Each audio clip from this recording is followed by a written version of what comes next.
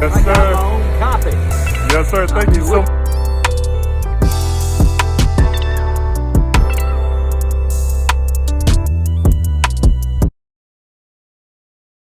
Welcome back to another special episode of the Risky Powerhouse. Have a very, very special guest in the building with me, my friend Bob Rathbun. Thank you for coming on the show. Kendall, thank you. Yes, sir. Yes, Thank sir. you. I appreciate Yes, you sir. having me on. For sure, and let's just get right into it. Bob is, you call yourself the voice of the Atlanta Hawks. That was something that I captured before reaching out and ask you to come onto the show. So just give the people a small taste of where you're from, who you are, and Sure. why you call yourself the voice of the Atlanta Hawks. That's my job. I grew up in a small town in North Carolina, Salisbury, right between Charlotte and Greensboro. And that's where I actually got my start. It was kind of a lark that I started when I was 12 years old. Wow. I got to call half an inning of a baseball game when I was 12, and that started it for me. And I knew that day this is what I wanted to do for a living, is to call ball games. And went to Catawba in Salisbury, worked full-time, went to school full-time. And then when I was 2 years out of college, I moved and got my first break. My first big job was in Norfolk, Virginia. Yes, sir. Your hometown. Yes, sir. In WTKR, it was WTAR radio then, and worked in Norfolk for 14 years up until 1992. I did Old Dominion, William and Mary, Tides baseball, and I anchored on Channel 3. I was there till 92 when I left to go to Detroit, and I worked the Detroit Tigers for 3 seasons, and then moved to Atlanta in 1996 to do both the Hawks and the Braves, and they haven't gotten rid of me yet, so I'm still here. Not enough housekeeping, huh? Wow, that's amazing. I was, before we got on cam, we just had a small dialogue, and it's just funny how things always come back to Norfolk, Virginia for me. Yeah. It just seems like I just can't escape it. For my loyal followers that have been here since day one, the Joe Bryant Jr. interview, the Stephen Whitley interview, the Stanley Christian interview, Keston Bishop interview, they're all from Norfolk, Virginia. Mm-hmm. And, most of my guests, I target Virginia because that's where I'm from, that's where I'm comfortable, that's where most of my connections are, because before moving to Raleigh, North Carolina for college, that's where I, grew my first 18 years. So It's just crazy how, my mom graduated high school in 91, so I wasn't even thought about by the time you left Norfolk, but it just... it just so I don't know the word. It's just such a coincidence, I guess. It's such a coincidence. So overall, in your years in Norfolk, coming out of Salisbury, how would you say your experience of the city was, just in general? Oh, I loved it. I had an absolute blast. The sports was really good. It wasn't just Old Dominion, but Norfolk State and Hampton. The CIAA tournament was at Scope for many, many years when I was working there, and that was terrific. But I just had a blast, I came along at a time when cable television was just starting to come in to the fold, and there was a regional sports network based in Washington, D.C. It's now called Masson. Okay. But at the beginning, it was called Home Team Sports, and they broadcast then they were called the Bullets, the Washington Bullets, now the Wizards. And the Orioles. Of course, there was no baseball team other than the Orioles. Washington wasn't even, a consideration. But we did a lot of college sports, and because of the geographic location, we did ODU, VCU, Richmond, James Madison, George Mason, all of those schools, and that's what got me doing basketball and later football on television, starting off, and I would work the games and do the sports reporting out of Norfolk. And Wow. So, back in the day, that was in the early 80s, and then that's when ESPN was just starting to get going. And so I worked for them, I worked for CBS, but I freelanced it all. Yeah. And worked out of Norfolk. It was kind of like opportunity driven. Yeah, exactly. And it was just in its infancy, I started working for ESPN in about 85, I did the College World Series for them. I did the Women's Final Four, did the NCAA tournament for CBS. So, a lot of college. Yeah, a lot of college stuff. But I would fill in for a gentleman named Mel Proctor. name doesn't mean much to your audience, but Mel was doing the Bullets and the Orioles at the time, but he would also go off on network assignments. So I got to fill in. Yeah. And I would do a Michael Jordan game in Chicago. I would do a Laker game at Cap Center with Magic and those guys. And then I'd do the Orioles when they were, a few years they were not so hot, but a couple of years they were pretty good. And I got to do those games, be around Cal Ripken and Eddie Murray and guys like that. And so I got to do a little bit of pro sports before I took the full plunge and went to Detroit and did the Tigers full time. For sure. So as you started to mention, like, college was a lot more prominent in that era. As of now, college is still there, but I don't think it's as prominent as it was in the 80s or in the early 90s and throughout the course of the 90s, just because of the, I wouldn't say dedication. I don't want to use that word. I would rather say players had to stay longer, especially more so towards basketball driven. Players had to stay longer. The programs were more, rooted into their juniors and seniors, rather than what we see today where, teams pretty much change every year. If you don't play, you transfer. And if you do play, you pretty much was good enough to make it to the NBA, so you just go right out after 1 year or so. So what is the value of college sports back then, so for the people that don't understand how serious it truly was? It's a different time, this whole notion of NIL and transfers and all that stuff is such a new phenomenon that it's really changed the way we view college sports and college athletics, and not only the ball sports, but all sports, the women, the men, everything. But it was a different time. You didn't have especially in football, you were locked into your school, basically. There were some transfers, but not much. But the thing about it is you had a natural maturation through college athletics that you don't have today. So many guys are, one and done, or don't even, there was a time when you didn't even go to college. The Kevin Durant's and the Kobe Bryant's and people like that. But for the most part, most guys were in it at least for 3 years and mainly 4. And I think you had a better finished product coming into the pros. Agreed. The thing about college that gets so undervalued, I think 2 things. Number one, you're a young person. You're still finding out who you are, what you're all about, what life's all about. You're getting to meet people that you would have never met in a million years. Definitely. Right? You're getting educational experiences. You're being exposed to different classes and different thinking and all of that at a time when you're forming your views that are going to carry you into adulthood. And at the same time, for the athletes, they're still playing their sport, football, basketball, baseball, what have you. So I think going through that process makes you a better person. Responsible. Yeah, you learn teamwork and how to get along with other people, how to live with somebody else that's different from you, what it's like to be in the dorm, what it's like to travel, what it's like to sacrifice. All these things that I think are so important when you get to the next level. And when you're at the next level, when you're 19 and you got a pocket full of money, sometimes you don't learn those lessons like you should. Yeah. And you flame out, a lot faster than you should have. So I think if a person's on a college campus for 6 months, you're a better person.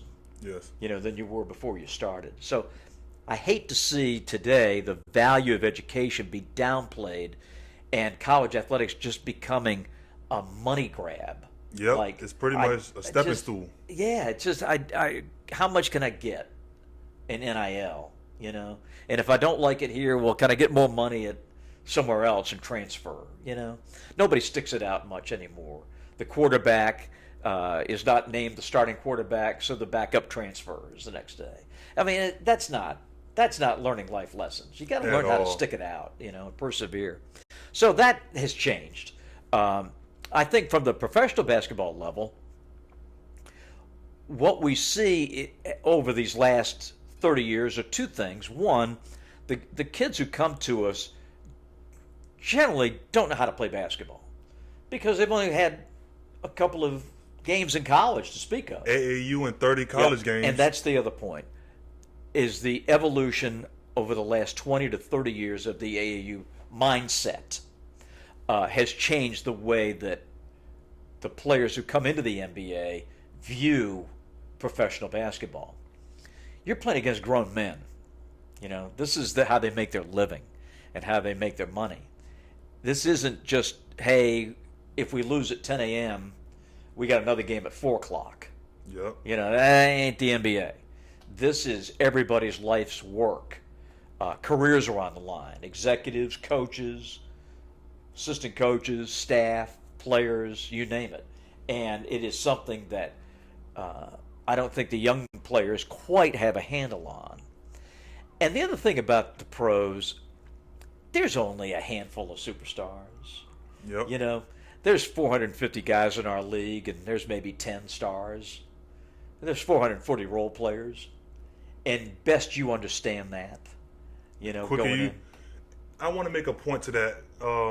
One player that I respect a lot, and I watch all teams. I don't really have a particular team that I favor towards, just because of the fact that I'm from Norfolk, Virginia, right. A place with the Norfolk Tides is our only major team, and the Admirals, of course. But when you watch every team, you start to gravitate towards those guys. The guys that understand, like Alex Caruso. Are you familiar with Alex Caruso's career thus far? He made a comment on the podcast about 3 years ago that stuck with me about NBA players. He said, learning in the G League and having 3 years at Texas A&M really groomed me to become a professional. He said, in the G League, I watch all of these guys, and they're trying out every game to be a CEO. Yeah. But the teams in the NBA already have their CEO. They have their LeBron James. They have their Anthony Davis, their Kawhi Leonard, their Trae Young, young guys. But they have that guy who they pretty much know or they think is going to be that guy for us. They're looking for the people around them, the janitors, the paper, the secretaries.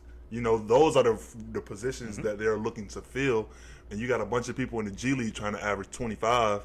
But averaging 25 is not going to get you a job. It's the defense. It's the passing the ball. It's understanding how to break down plays. It's understanding read and react. It's understanding how to play basketball. Yeah. And are you a good teammate? Exactly. And that's one point that stuck with me about that. And I think I would gravitate towards players who did. I would like to have that player, if it was me with a first-round pick, you average 8 points as a freshman, really didn't play much. You average 13 points as a sophomore, you was a starter. And then you average 19 points as a junior. Okay, I would draft that player over a freshman who averages 17 his first year. I think that junior is more valuable. I think this is something that goes unnoticed a lot as well. Your body is not ready. At 19 years old, still growing. If I elbow you in your muscle, you're gonna be bruised all week. Still growing, still maturing. A lot of ankle sprains, bone bruises. We seen Kendrick Nunn. He missed the entire season with a knee bruise. And who knows? What exactly was going on? They might have been protecting his value by not releasing what exactly was going on. But to us, they said he bruised a bone in his knee. So we're expecting a month, maybe a month and a half. He missed the entire season. And, your body being matured, strong, and actually ready for that contact every single game is a big part of what people miss. I think the monetary value have blinded the actual importance. It's like trying to win the lottery. Yep. That's not what this is all about. Here are the two secrets to success in the NBA, and you don't have a lot of control over either one. Number one, DNA. Yes. How tall am I? How fast am I? How high can I jump? How well can I shoot? DNA plays a lot to do with your success, because you're talking about 450 players in the world that do this, okay? And the other thing is opportunity. Yep. Does your skill set fit the team's need at this particular time? The time. Like a player, like a very talented player with a healthy body, and I think this is a great transition. Cam Reddish. I think Cam Reddish was a good player, great skill set coming out of high school, top 10 recruit going into Duke. But I think the mistake was actually going to a team that didn't need him to learn more. He went to a team where he could just play his role and they'd be good enough with Zion and RJ. So coming into the NBA, you know, they're drafting you based off potential, not really what you did. So when you never really show who you are, you never really prove anything. So when you get to Atlanta, nothing is guaranteed. So now, you know, you play 10 games here, 10 games there, you sprain your ankle, now you're out of the rotation even if you're healthy, you know. And we see his opportunity go here, then it goes there, then it goes here. He goes to New York, you know, he plays the first 5 games. Tom Thibodeau not really fond of young players.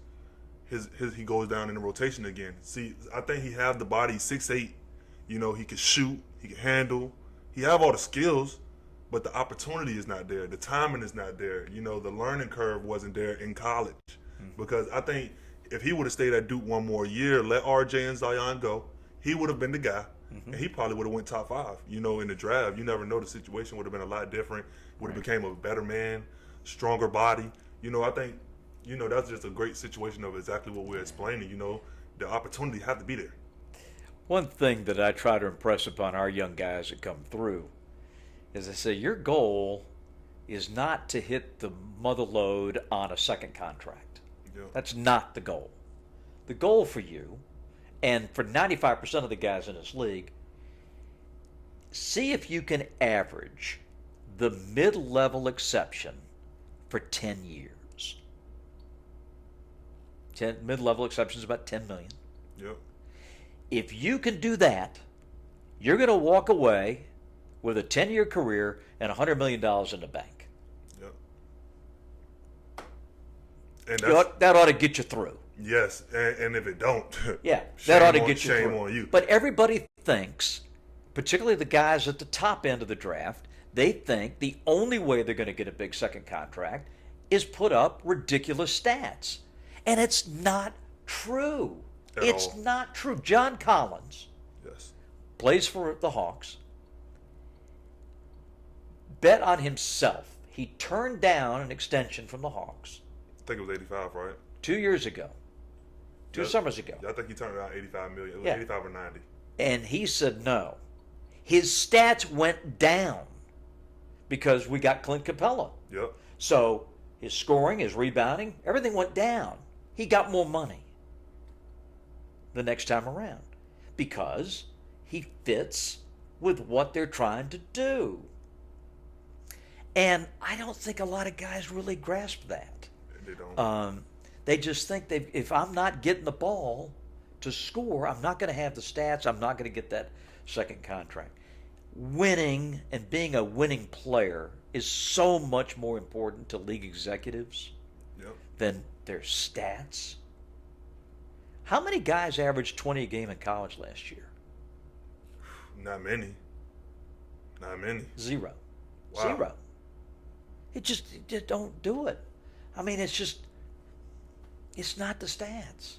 It's not. It's just not. It's the effectiveness within how you raise the floor or the ceiling of a 5-on-5 group.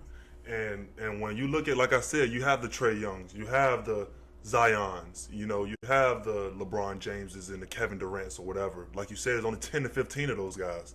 You know, Jason Tatum, if you want to be generous, Luka Doncic, whatever. But if you're not in that top 2 on the team, you pretty much got to defend, pass, rebound, and would be willing to do everything but score. And so do the stars if you want to win. There you And this go. is one of the challenges we have with Trae. You know, at the defensive end, he's got to play hard at the defensive end for us to have a chance. We cannot go down the floor every time and let the other guys play 5-on-4. Because A, it doesn't work, and B, the rest of the guys get ticked off Yep. that they got to cover every time his man gets beat. And he's not the only one, don't get me wrong. Yeah. There's other guys on this Hawks team that don't hold up their end of the bargain defensively. But you've got to play the game, Yes. you know? Yes. You're just not out there to put the ball in the hole. It's just there's more to it than that. And we were on the Risky Takes Twitter Spaces about a week ago, probably about 3 weeks ago. It was in the first round. They were actually still playing, and we were having a discussion about Jason Tatum and Trae Young. And people were like, "Oh, Jason Tatum top 10 now. He just beat Kevin Durant and this and that." And I raised the question. I said, I understand Jason Tatum was drafted in 2017. Trae Young was drafted in 2018. But have Jason Tatum proved more than what Trae Young have proved as a player? And everybody said the same thing. Well, he can play defense. You know, he's 6'9". I'll take the size. But when you look at Trae, he's very unique in what he's able to do. Mm-hmm. It's not a lot of people that can do what he can. Correct. And you know, very hard to guard. every player have their flaws in their pros. Yeah. But you got to have a unique ability. I mean, there's no question about that. And Trae did something this year that had only been done one other time in the history of the NBA. Total points and total assists in the same season, and only Tiny Archibald in the early '70s did that. That's pretty remarkable when you think about it. I think he did that with Utah, right? No. Tiny with the Kansas City Omaha Kings. Oh yeah, he was with the Kings. See, I'm thinking about Pete. I was thinking about Pete Maravich. Yeah. He played with Utah, right? He played with New Orleans, yeah. New Orleans, Jack. Yeah. Before they moved to Utah. Wow. And you know, I actually found out about the New Orleans thing about probably about a year ago, 2 years ago. And I was like, why Utah called the Jazz? I never understood it. But once you go back and look at it, New Orleans Jazz, it makes sense. It's like the Lakers. You know? It's the same thing. What exactly? I don't even understand what Lakers mean. Well, the franchise originated in Minneapolis. And I knew that. And the state of Minnesota is known as the state of 10,000 lakes. Oh, the Lakers. The Minneapolis Lakers. And they had the ocean blue uniforms as well. They had the blue uniforms. And off they go to Los Angeles. They keep the nickname. I didn't know that. But that's and they claim all those championships. You know how they say they got 17? How is that? And the Celtics have 17? They claim 2 or 3. They claim all those ones they won in Minnesota, and yet if you go to a game in Los Angeles, there is nothing up there about the Minneapolis Lakers. Yep. Yet they claim all the championships. Hey, look, you gotta take the good with the bad sometimes. Because George Mikan played in Minneapolis, right? Yes, he did. See, but they claim him. His jersey's there. Oh yeah, his jersey's there. But so you I think see nothing about the banners. Yeah. Exactly. Like Boston. You know, you got all of them up there. Oh, yeah. Boston. Boy, let me tell you. 11 championships in 13 years. Boy, if I was Bill Russell, you better have all my championships up there. I put in a lot of work for those. That's Sam right. Jones, Bob Cousy, Havlicek. They had some great teams. Yeah. But let's just dive straight into the Hawks. You guys have a lot of young guys. We talked about the development of players. I like seeing Sharif Cooper in the G League. Me personally, I like seeing him actually grow, even though Trey's the starting point guard. That's pretty much put y'all in the log jam. But I like seeing him have an opportunity to grow with the G League team. Are you familiar with a lot of the G League guys on the Scout Hawks? Oh, yeah. Cat Barber from NC State. He's from my hometown as well. Justin Tillman. Played with us. Yeah. He was one of the 10-day COVID guys. Okay. You know, we had all those guys came up last December. I try to stay in on the Scout Hawks just because of Barber. Right. But the Hawks team in general, I like that team because the fight. You know, most teams, if you're down after the third, that's usually it. Like if you watch basketball, you either lose the game at the bottom of the third or in the first quarter. You know, most teams. Right. And the Hawks. See, it's Trae Young. I try to give the team credit, but it's really the way he dictates the pace and the energy that he brings with how he raised the group. It's just when you watch him, it seems like an electricity that he have where he kind of is the spark plug, you know. Offense is not our problem. For sure. Because he can get to the floater, he got the three, and the passing ability. A lot of people sleep on how important it is to facilitate for players that cannot create for themselves. That's why John got paid, because John is a great catch and shoot player. John is a great finisher at the rim. He runs the lane on fast breaks, but he got to have that playmaker, and he have the playmaker. He cannot create his own shot. And he have the playmaker, so it makes it worth $115 million, you know? Right. So, but what are some things about the team over the course, I guess, 2018, 2019, the last 3 seasons that you've seen them growing? Well, I mean, we've gone through a lot. I mean, as all of us have in the NBA with COVID and change. You know, last season was not this past one, but 2 years ago now, I guess you should say, when we went to the Eastern Finals against Milwaukee. That was less than a year ago still. That was July of 2021. And we're recording this in early June of 2022, so it's really hard to wrap your head around that. But that team, you know, we made a coaching change with Nate McMillan. Yes, sir. Speaking of Raleigh, taking over, we did something that not a lot of teams do, and that's we were able to change ourselves midstream, and we were a much better defensive team under Nate last year. Now, we regressed under Nate last year. We were number 2 in the league in offense, but we were number 27 in defense, which is, you just can't do that. You can't, yeah. And so we took a step back, and that's why we struggled like we did. But this is a team that's still young, a core that's still learning. It's interesting. We had such a short off season last summer. We had 4 guys have, pretty significant medical surgeries or procedures done, and they all got laid up. 3 of our best defensive players, and they couldn't physically run. The doctors wouldn't let them until October. Wow. And we kind of got behind the 8 ball right away. Those players. And so we were. Oh, I didn't mean to cut you off. No. It's Capella, Hunter, and Okongwu. Yes. And then also Kevin Herter had a procedure done on his foot. So, we were behind the 8 ball, just chasing our tail. Our starting unit played one half of one exhibition game. Wow. And so we slow start, win, lose, 500 ball club. I'm learning how to choose Went out west and just got waxed. And then that was one of the first real valleys that we went through. We went out on the West Coast and we got smoked in 4 straight games. And everybody was like, what's going on? Because the expectations had been raised. Conference finals. And we were just never that team. Then COVID. We had at one point, I think, 23 guys on a roster. We had 10-day guys, emergency 10-day guys, wow, just to play. And the league changed their rules. Remember how they early in December, they were postponing games because teams couldn't get enough players and all that stuff? Right as it hit us, they changed the rules. They said, no, that's what you got a G League team for. Bring those guys up, you're playing. So we went 2 weeks with everybody on the team, almost every coach, out with COVID. But we had to keep playing. And we miraculously won a couple of games, but we're getting annihilated. We don't have the GM. He's sick. Coach is sick. Assistant coaches are sick. We went to one game in Portland. We had 2 coaches, Joe Prunty and Matt Hill. They were so scared that they didn't let Prunty go to practice. They kept him in the hotel room because they were scared to death he was going to get sick, and they only have 1 coach. Yeah. So they kept the coaches on opposite schedules in different places. We're leaving guys in hotel rooms across the country because they can't travel. I mean, it was ridiculous what we went through. And we're trying to play games, and we're losing, and that gets us another valley. Yeah. So all of a sudden, we look up, and we're like 9 games under 500. And we had to really kick it in. But eventually we got healthy. Eventually got everybody back. And then we kind of got things going a little bit toward the end. Yep. Beat Charlotte, beat Cleveland in the play-in. But we were not ready for Miami.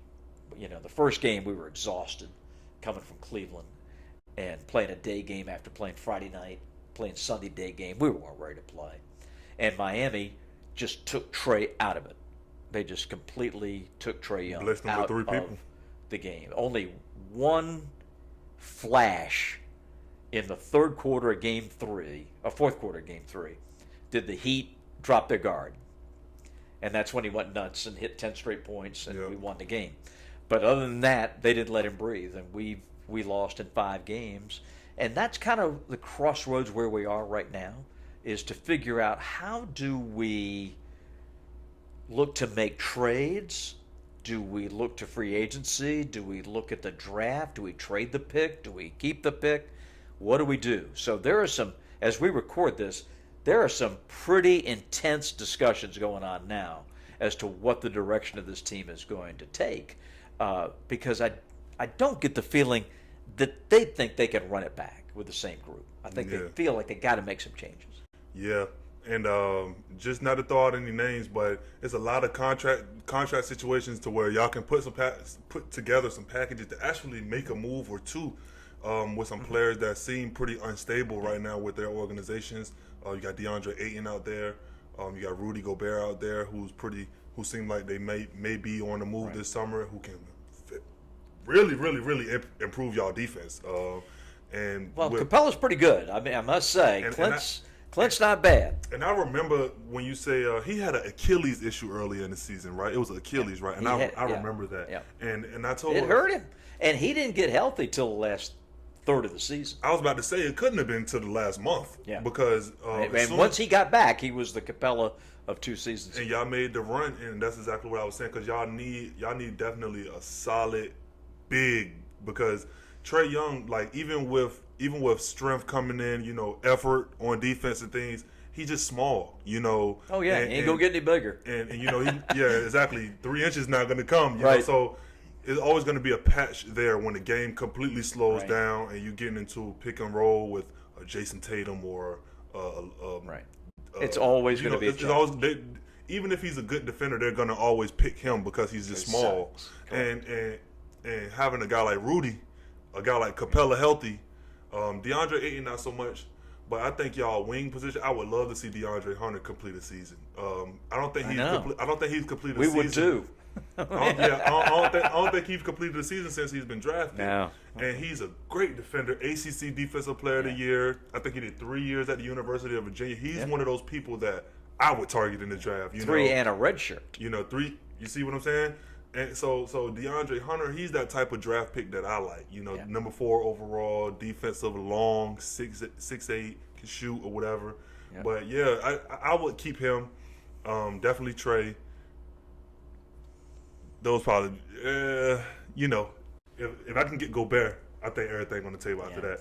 You're going to hear every possible trade, rumor. Yes. Take them with a grain of salt. Every time. No matter what your favorite team is, take it with a grain of salt. Because I'm telling you, agents float this stuff to see what kind of reaction they get. It's not coming from I can tell you, I can guarantee you, it is not coming from the teams. They don't want anybody to know what they're doing. So they're not going to be out sending up trial balloons about trades. So this is all coming from agents and, writers, etc. But the question you have to ask yourself, if you're a fan of any team, we need to make a trade. Okay? Who are you getting? Yep. Who are you getting? And at what cost? That's the more important question. And those are some hard decisions. We pay our executives around the league millions of dollars to make these decisions. And they're not totally sure all the time. Yep. So it's a very tricky thing. When I was doing baseball for the Braves here, one of my partners was Jeff Torborg, the great manager. And he had a line that I love and I use all the time. Chemistry is not important until you don't have it. I'm telling you, man. And that says it all. You can make a great trade. You can better yourself. Lakers. But if that guy doesn't fit in, you're screwed. Definitely. And I was going to mention the Lakers. Lakers. You cannot play fantasy basketball. Exactly what these guys, just because they got great stats doesn't mean it's going to fit or it's going to work. These are human beings with personalities, big egos. You have to be able to get to this level. Mm-hmm. But you've got to be able to sacrifice for the team. And if it doesn't work, what do you got? Look like a trash can on fire. What do you got? 13 games under 500. Yeah. In the Western Conference. And why they thought they could put, you talked about Caruso earlier, why they thought they could get rid of all their best defensive players and get back a bunch of guys that, A, don't want to play defense, or B, can't play defense, and think you're going to win. Carmelo is done defensively. He's probably done overall. I think so. I mean, Anthony Davis can't stay healthy. Russ is seeing his better day. I love these guys, but it's not fitting. Yeah. Not working. Guys, and it's not going to work. The chemistry was overvalued. Like you said, it don't matter until you don't have it. Kyle Kuzma was taken for granted. Kentavious Caldwell-Pope was taken for granted. Alex Caruso was taken for granted. Montrezl Harrell was also shipped away. He was taken for granted. it was a lot of guys that made the team glue. Yeah. Now it's just like a project. Let the executives run the team and not the players. That would help. Exactly. But now that we're looking in the NBA Finals, man, we're talking defense. I'm sure you love covering this guy. This is one of my favorite players coming out of college. Throughout the pros, a lot of conference finals runs with Boston. Had a great career. Conference finals with Atlanta, right? Against Cleveland. Al Horford. That's one of my favorite players. You cover Al for a long time. 9 years he was here. How proud of Al are you to see him finally get through and get into play in the NBA Finals? I know the media makes a big deal out of that. I don't. Al Horford doesn't have to prove nothing to nobody. He is a winner. He's been a winner his whole life. Yes. Back-to-back NCAA champion. Back-to-back. That hadn't been done since. Al's got nothing to prove. Yeah, okay. Look at the teams they lost to. Nobody beat LeBron in the East. So, what? That makes Al Horford a notch down? No. I'm tickled for him.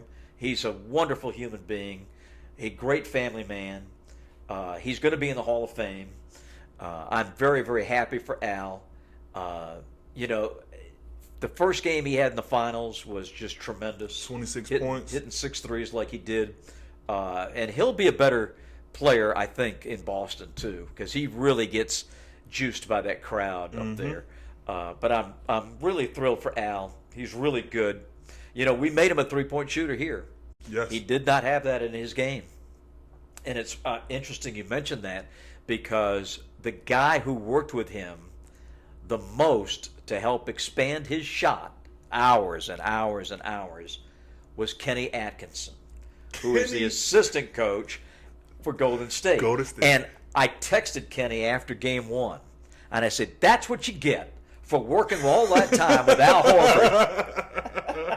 It comes back around. One thing about the league is a revolving door for coaches, for players, executives, like you said, and you just never know. I'm sure that text probably had him out of his chair. Yeah. And Kenny Atkinson, I hope he get the job in Charlotte first. I want to put that on record. I think he's going to get it. I hope he get that job in Charlotte because he takes a group of young guys and he instills something that they didn't have when he got there. He's a gym rat. He's totally immersed in player development. Yes. He knows what he's doing. And he's a rare guy. He was a point guard, I did his games at Richmond.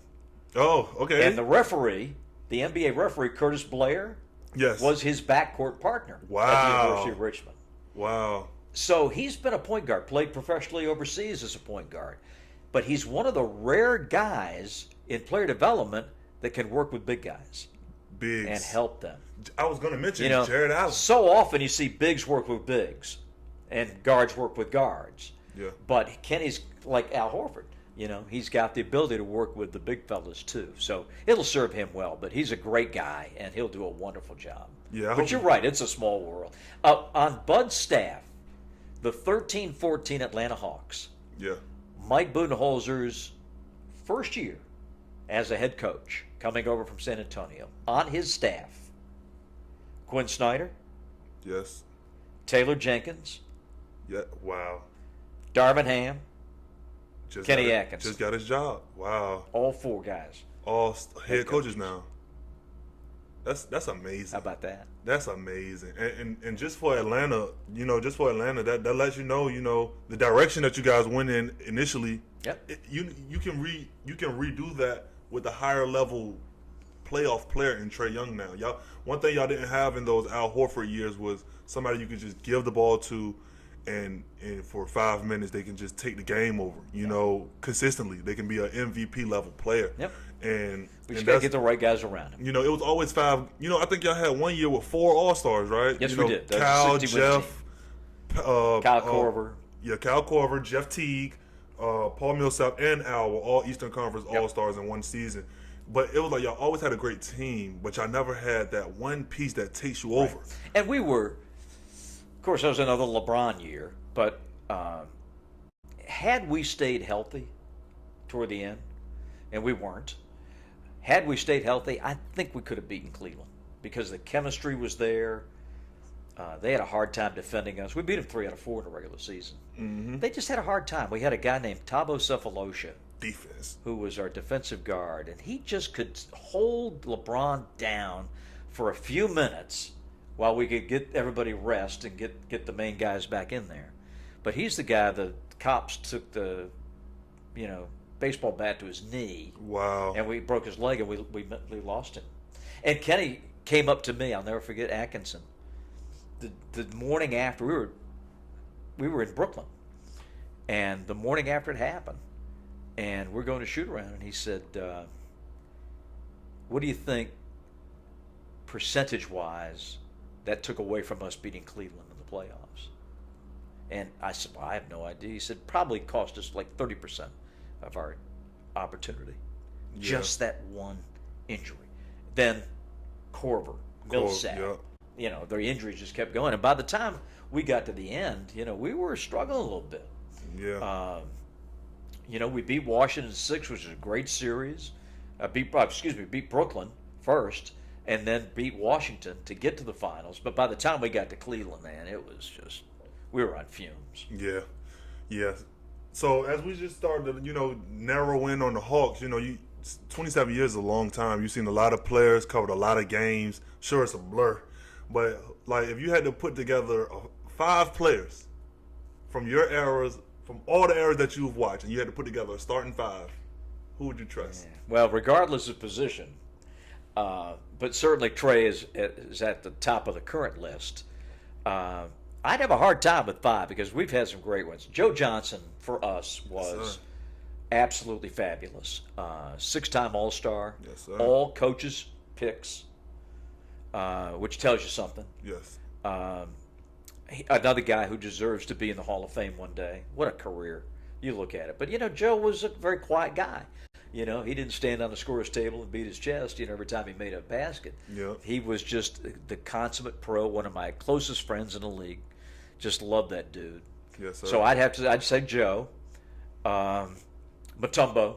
Yes, sir. Because he brought us a defensive presence, unlike no other. Like nobody else. I'd have to put Kyle Korver on there, for what he did for us. Shooting extraordinary. That threes. I mean, he set records that may last for the Hawks. Trey even can't approach. Yeah. So, I'd have to add Kyle, but personal favorites like Mookie Blaylock, yes, Steve Smith. I think those guys, got to go on there. Yeah. It's hard to pick just 5. Just 5, right? Because we've had so many. Like a guy like Josh Smith. That was the one. You got me. I was gonna wait on you to stop, but Josh Smith probably my favorite Hawk ever. Just with the dunk, the explosiveness. Yeah. He had. Now you talk about a guy who should have gone to college. Yeah. If Josh had gone 1 year, and he was going to go to Indiana, I think. Yes. Had he played college basketball, I think it would have done him a world of good. He was so raw. World of good. Because coming to us as a rookie, with a guy like Mike Woodson as his head coach, that was tough. I think 1 year in Indiana, and ironically, of course, Woody's coaching the Hoosiers now. Right. But I got to put Josh up there toward the top. We've had, I hate that I might be overlooking somebody, but we had a lot of great players. Yes, a lot sir. of great players. Yes, sir. And it's just amazing, to see the consistency. 27 years, I commend you on that. That's a lot of people struggle with consistency in terms of actually committing to any one thing. 27 years is my lifetime pretty much, plus one. Right. I just turned 26 4 days ago. Right. So it's just it's amazing to see that, when you talk about a team in particular, gravitating and growing with the group, you're growing with the group, and it's good to see that, when you start to talk about basketball, it becomes a free-flowing conversation. I love basketball. That's my favorite sport. Me too. And when you watch games, when you watching that front row seat, and you have a different feel when you're actually calling it, though. When you're saying each play that happens, you start to have memories, that outlast. So what are some of those plays that you've called that absolutely took you out of your seat? Ken, I get that question a lot, obviously, but it's snippets. It's not just the great moment. Yeah, they stand out. Trey hitting the floater at the Garden to win Game 1, taking the bow in Game 5. I mean, those are great moments to call. But to me, of the 27 years, I would pick the 60-win team to win 17 in a row, to have the starting lineup, the player of the month in January, which has never happened in NBA history. 4 All-Stars, but it's what the team did for the city. Yes. To see Atlanta once again, like the Neek years, become a basketball city for the NBA. This is a big, strong NBA market. Yes, sir. But not everybody's a Hawks fan. But to see everybody become a Hawks fan because of the way we played, the way we shared the ball, and the shooting was so fantastic. To me, that was the highlight. Yes, sir. So it wasn't just one game. Yeah, we beat Golden State here and, had the winning streak and all that stuff. But it was just, you drop your clothes off at the dry cleaners. Yes, right? sir. And the little old lady behind the counter gets your stuff and she says, "Aren't our Hawks doing well?" That's what gets you pumped. Yes. Yes. Everybody's talking about the Hawks. Everybody's watching the games. Everybody's going to the arena. That, to me, was my favorite. Yeah, I'm going to get to State Farm next year. I'm definitely going to get to State Farm next year. Y'all at the State Farm Arena, right? Yep. State Farm, yes, sir. I wanted to make sure I was right, but I'm definitely going to get in next year. As I started to grow my podcast and stuff, I started to actually schedule, making appearances, and I want to actually get to every arena home game in the next 5 years. I think I can do it. I think Charlotte's going to be the easiest. Washington going to be the second easiest, just because the distance is so close. But Atlanta is also one of those that's very, very easy and accessible for me. Well, do it geographically. You can hit most of them. Like if you just got in your car and you drove from Cleveland to Detroit to Chicago to Milwaukee to Minnesota, you can hit 5, in a week almost. Yep. Obviously, the Northeast you can hit all together. Yes. You can go to Brooklyn, New York, Boston, Philly, that group. So you can do this. I'll probably have to catch Memphis. Well, you come here. You can do Memphis. Yeah. I'm saying when they come to 7-hour Atlanta, drive. when you think about that matchup, Ja Morant and Trae Young, I think that's going to be a healthy matchup next year. Yeah, it is. But the thing about rivalries, 2 things. Number one, it's hard to have a rivalry with the other conference because you only see them twice a year. And the other thing is, most rivalries in the NBA, except for the Celtics and Lakers, but that's a different topic. Most rivalries are born out of the playoffs. Yes. Next year when Boston plays Miami, that's going to be a little. When Atlanta plays Miami next year, it's going to be because the sting of losing is what makes it the great rivalry. Yes. So rivalries are born in the playoffs. But it's hard for us to have a rivalry with Memphis because we don't see them. Yeah, but I think more so now, I think they actually have, I'm not going to say rid of rivalries. I don't think it's the team concept anymore. I think since the Michael Jordan era, they have sold the players. A lot of it is marketing. You're right. They market the stars and not the teams. But again, every time we play Boston, every time we play New York, every time we play Miami, there's a little extra, little extra sauce in those games, and that's what you're talking about. It doesn't become the one-on-one. It's more the team. Yeah. We want a piece of the Celtics. We Yeah. want a piece of the Knicks. That. Yeah, it's got a little extra juice. So I'll definitely be in contact, man. If I come out yeah, here. Well, good luck to the podcast and to all your video ventures. Thank you.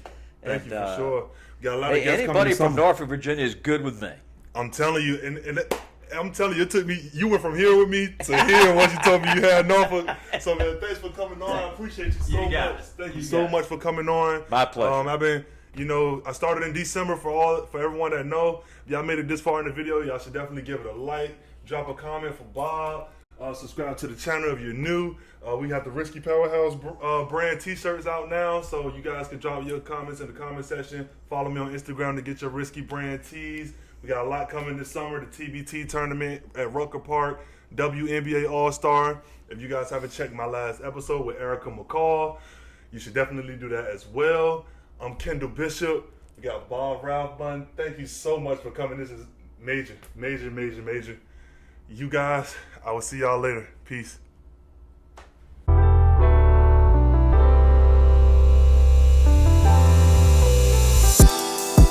Yes, I sir. got my own copy. Yes, sir. Thank you so much. Good.